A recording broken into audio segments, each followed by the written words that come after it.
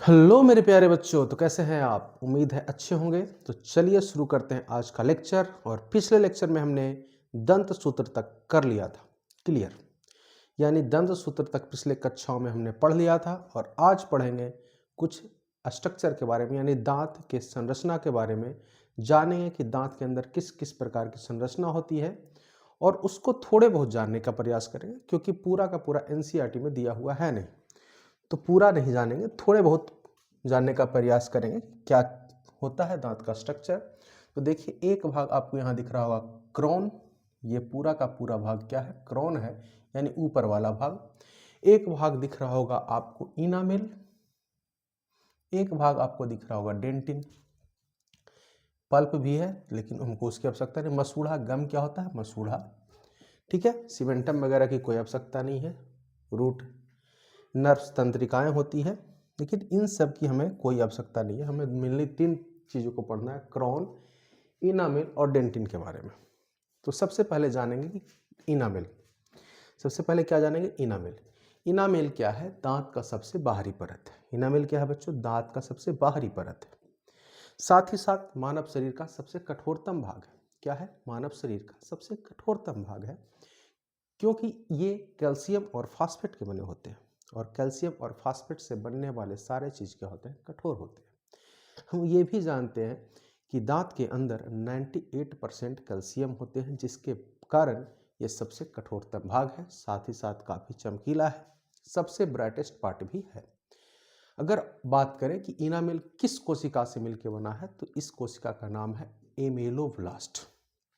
अगर simple way में हम बात करें कि इनामेल के बारे में दो चार शब्द बताइए, तो पहला, सबसे कठोर प्लस सबसे चमकीला भाग। सबसे कठोर प्लस सबसे चमकीला भाग। सबसे चमकीला भाग, ठीक है। उसके बाद दूसरा बोले तो क्या बोलेंगे कि ये एमनोब्लास्ट, एमलोब्लास्ट ब्लास्ट नामक कोशिका से मिलकर बनती है। कोशिका, एमलोब्लास्ट नामक कोशिका से बनती है, ठीक है। तीसरा बात कहें तो ये दांत का सबसे ऊपरी परत है। दांत का सबसे ऊपरी परत है, क्लियर है। ये दो तीन बात अगर इनामेल के बारे में आपसे पूछा जाए तो ये याद होना चाहिए कि सबसे कठोर और चमकीला भाग है, एमलोब्लास्ट नामक कोशिका से मिलकर बना है, और ये दांत का सबसे ऊपरी भाग है। दांत का क्या है? सबसे ऊपरी भाग है। सबसे बाहरी भाग मानव शरीर का सबसे कठोरतम भाग, सबसे चमकीला भाग एमलोब्लास्ट नामक कोशिका से बना है। अब दूसरा आते हैं इनामेल, सॉरी डेंटिन के बारे में। और डेंटिन के बारे में लिखा हुआ एनामेल के ठीक नीचे एक कठोर पीली और खनिज युक्त परत है। देखिए,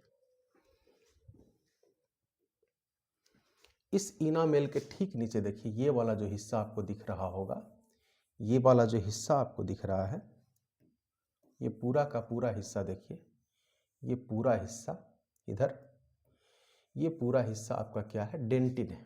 क्या है? डेंटिन है। ये पूरा हिस्सा आपका डेंटिन है, क्लियर है। तो वही लिखा हुआ है कि डेंटिन के बारे में अगर कहें तो ये इनामेल के ठीक नीचे कठोर पीली और खनिज युक्त परत है, जो दांत के अधिकांश हिस्सा का निर्माण करती है या बनाती है। इनामेल को सहारा देती है और नसों की क्या करती है? रक्षा करती है। साथ ही साथ ये ओडोंटोब्लास्ट नामक कोशिका से बना है। तो अगर डेंटिन के बारे में लिखना हो तो क्या कहेंगे कि इनामेल के ठीक नीचे वाली परत जो दांत के अधिकांश हिस्से को क्या करती है? बनाती है। क्या लिखेंगे?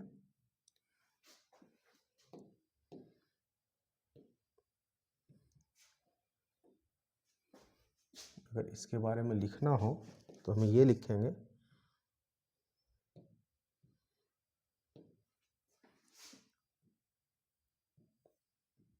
कि इनामेल के ठीक नीचे वाली परत, इनामेल के ठीक नीचे वाली परत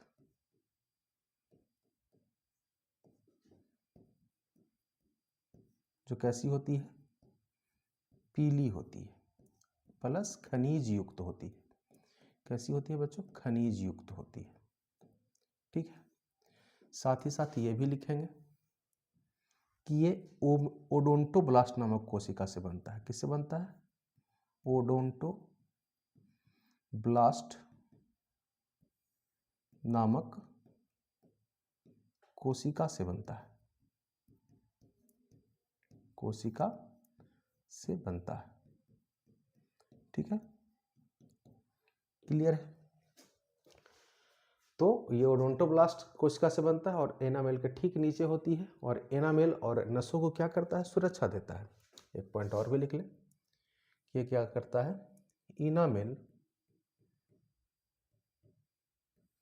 और नसों को सुरक्षा देता है, नसों को सुरक्षा देता है। क्लियर है, इतना क्लियर है बच्चों। तो हम इनामेल के बारे में क्या जानेंगे कि इनामेल है दांत का सबसे बाहरी परत। उसके बाद मानव शरीर का सबसे कठोरतम भाग। क्यों कठोर है, क्योंकि ये कैल्शियम और फास्फेट के बने हैं। साथ ही साथ मानव शरीर का सबसे चमकीला भाग, और ये एमलोब्लास्ट नामक कोशिका से बनता है। डेंटिन की बात करें तो इनामेल के ठीक नीचे वाली परत जो पीली होती है, खनिज युक्त होती है, जो दांत के अधिकांश हिस्से को क्या करती है, निर्माण करती है या बनाती है।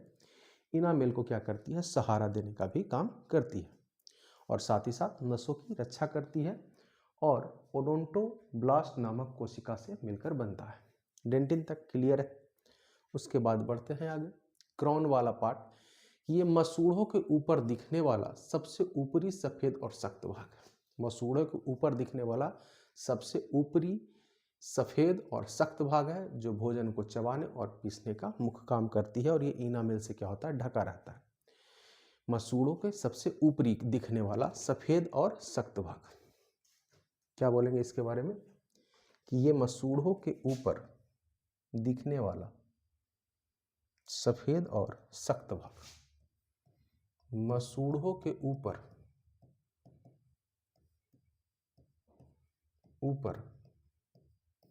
दिखने वाला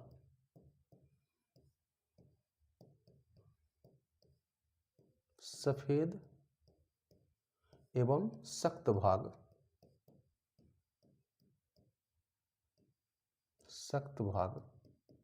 है। ठीक है, और एक पॉइंट क्या बोल सकते हैं कि यह भोजन को चबाने और पीसने में का काम करती है, और पीसने का काम करती है। क्लियर है। और ये क्राउन का मतलब होता है मुकुट, यानी मसूड़ा का जो दांत, मसूड़ा के ऊपर जितने भी दिख रहे हैं बच्चों भाग, वो आपके क्राउन के हिस्से में आएंगे। यानी मसूड़ा आपका जो भी दांत दिख रहा है वो क्या है, एक तरीके से क्राउन इसको मानेंगे, क्राउन का हिस्सा मांगे। नर्स वगैरह है, सीमेंटम है, ब्लड वेसल्स हैं, तो इन सब के बारे में नहीं हमको जानना है। रूट है तो ज़्यादा नहीं जानना हम लोग को, ये 2-3 पार्ट हमको जानना था, तो हमने ये सीख लिया है कि इनामेल क्या है, डेंटिन क्या है, क्राउन क्या है। ज़्यादा अगर हम पढ़ेंगे तो फिर हमारा क्लास और लंबा चला जाएगा, तो हमको बस सिलेबस पे रहना है टिके हुए। ठीक है, उसके बाद बात करें कि दांत का पीएच मान कितना होता है, तो दांत का पीएच मान बच्चों होता है 5.5। क्या होता है, 5.5, यानी ना तो अम्लीय ज़्यादा है और ये क्षारीय की ओर बढ़ रहा है। क्या हो रहा है, क्षारीय की बढ़ रहा है। अगर 5.5 से अगर नीचे आ जाए ना पीएच मान बच्चों, 5.5 से अगर नीचे आ जाए हमारा मान दांत का, तो ये जो होगा दांत में कैविटी आ जाएगी, यानी दांत में सड़न आ जाएगी, जिसको हम लोग देहाती भाषा में खुड़हर बोलते हैं। क्या बोलते हैं, खुड़हर बोलते हैं। यानी अगर दांत का पीएच मान से 5.5 से अगर घट जाए तो दांत के अंदर क्या आ जाएगी, कैविटी हो जाएगी। इसीलिए हमारे टूथपेस्ट का पीएच मान भी बच्चों, हमारे टूथपेस्ट का जो पीएच मान होता है 7.2 से 7.4 होता है, यानी क्षारीय प्रकृति की होती है। और देखिए यहाँ पे लिखा हुआ भी है कि दांत का पीएच मान 5.5 से नीचे होने पर दांत में कैविटी या सड़न होने लगती है। क्या क्लियर है बच्चों, बढ़ते हैं आगे। आगे अगर बढ़े तो नोट में लिखा हुआ है कि बच्चों में दांत, बच्चों की अगर बात करें, किसकी बात करें, बच्चों में, तो जब से पहले दांत कौन सा आता है, कृतंक यानी इंसीजर आता है। क्या आता है, कृतंक यानी इंसीजर। बच्चों में सबसे पहला दांत आता है इंसीजर या कृंतक, ठीक है। फिर मानव में चवर्णक दांत सबसे आखिरी में आते हैं, यानी कि केनायन जो दांत है बच्चों सबसे अंत में आते हैं। केनायन दांत कहाँ, क्या, सॉरी, चवर्णक अर्थात मोलर, चवर्णक अर्थात मोलर जो है बच्चों वो सबसे अंत में आते हैं। इंसीजर सबसे पहले और मोलर सबसे लास्ट में, मोलर सबसे लास्ट में, मोलर सबसे लास्ट में। बच्चों में सबसे पहले इंसीजर और मानव में सबसे अंत में जो दांत आते हैं वो है मोलर, और ये विजडम टीथ, बुद्धि के दांत होते हैं सबसे अंत में आने वाले।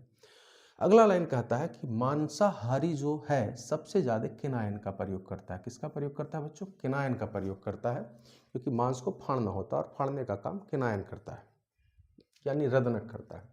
आगे कहता है फ्लोरीन जो है इनामल के परत की सुरक्षा करती है। अगर फ्लोरीन हमारे पानी में घट जाए या बढ़ जाए तो दोनों ही परेशानी का कारण बन सकता है।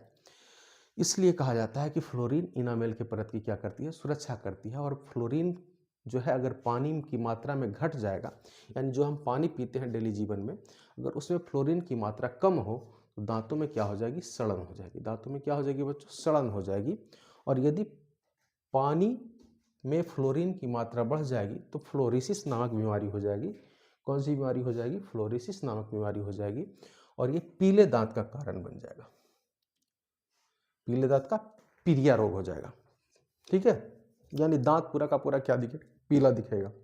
अब कभी भी कैविटी हो जाता है तो आप डेंटिस्ट के पास जाइएगा, तो उस कैविटी के अंदर एक पदार्थ भरता है जिसका नाम है एमलगम।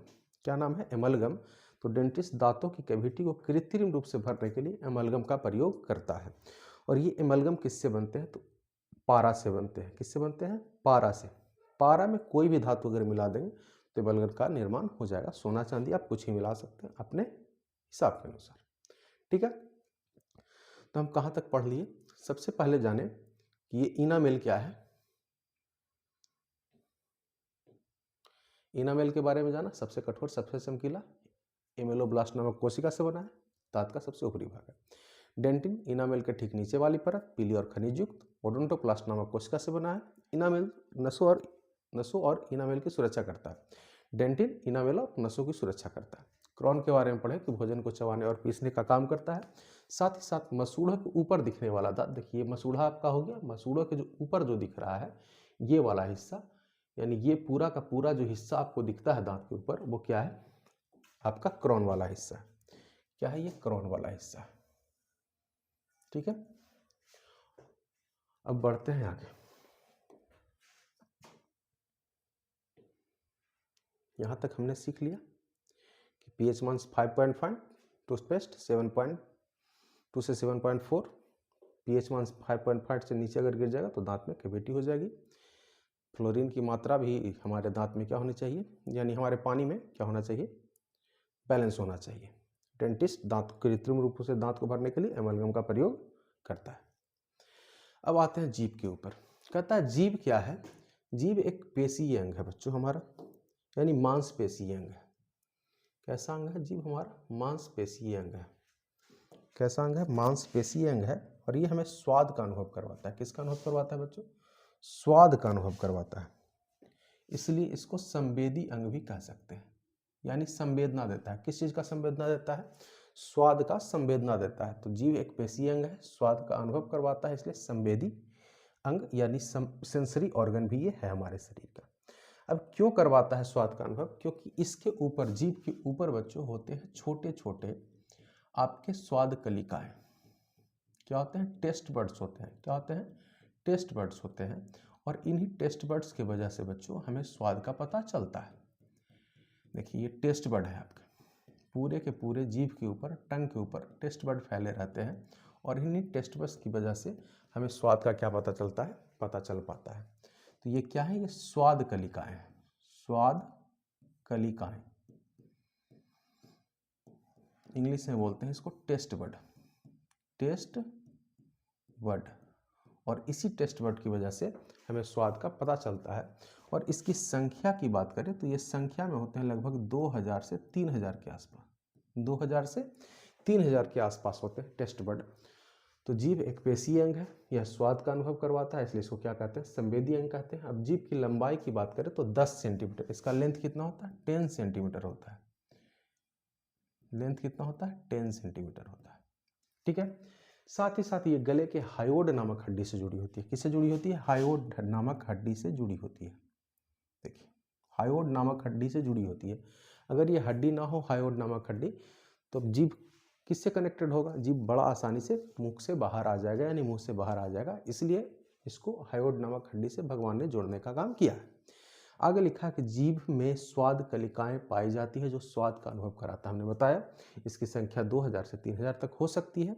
और लड़कियों में लड़कों के अपेक्षा स्वाद कलिकाओं की संख्या क्या होती है, अधिक होती है। इसलिए जब अगल बगल से किसी के यहाँ से बैना पेहानी आता है बच्चों, तो स्वाद का अनुभव लड़कियां ज़्यादा ही कर पाती है। क्या क्लियर है।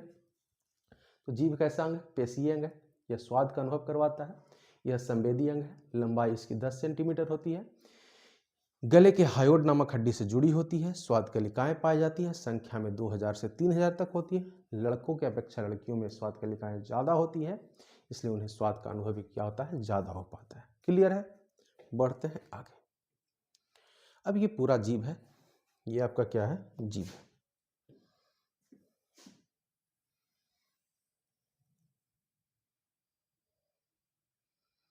ये आपका क्या है, अगर जीभ है तो सबसे पीछे वाला भाग जो है बच्चों, सबसे पीछे वाला जो भाग है, ये पीछे वाला भाग से बीटर टेस्ट पता चलता है। कौन सा टेस्ट पता चलता है, बीटर, यानी कड़वा। दवा वगैरह जब आप खाते हैं तो कड़वा लगता है, तो इसी भाग से हमको उसका टेस्ट पता चल पाता है। ठीक उसी तरह से लेटरल वाला पार्ट से दो तरह के टेस्ट पता चलेंगे। यहाँ से अगर इस वाले की बात करें तो ये सौर टेस्ट है।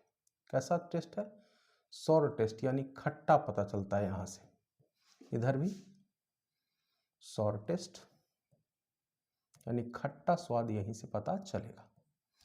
ठीक उसके नीचे आ जाए तो आपको साल्टी टेस्ट का फीलिंग आएगा। कैसे टेस्ट का फीलिंग आएगा, साल्टी टेस्ट का। तो अगर यहाँ से यहाँ तक अगर बात करें तो ये साल्टी है। कैसे है, साल्टी, अर्थात नमकीन। कैसे, नमकीन। साल्टी को ही क्या लिख दे, नमकीन लिख दे। ठीक है, और ये जो फ्रंट वाला पार्ट है, इससे आपको स्वीट टेस्ट का पता चलता है। कैसा टेस्ट का पता चलता है, स्वीट टेस्ट। ये आपका स्वीट टेस्ट को फील करवाता है, यानी मीठा।